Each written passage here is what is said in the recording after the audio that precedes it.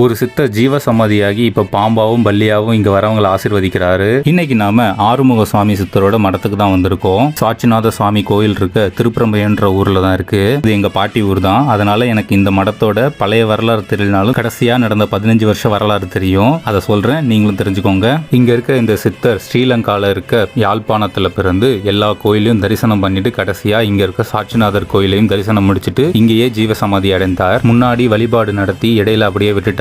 ஒரு 15 வருஷம் முன்னாடி தான் இந்த ஊர்ல உள்ள நற்பணி மன்ற இளைஞர்களால பாலடைஞ்சு கடந்த இந்த ஜீவ சமாதியை சுத்தம் பண்ணி இதை புது கட்டிடமா கட்டி கும்பாபிஷேகம் செஞ்சாங்க. இதெல்லாம் நானே சின்ன பையனா இருக்கும் போது பார்த்தேன். ஆனா அப்போல்லாம் பெருசா யாருக்குமே தெரியாது.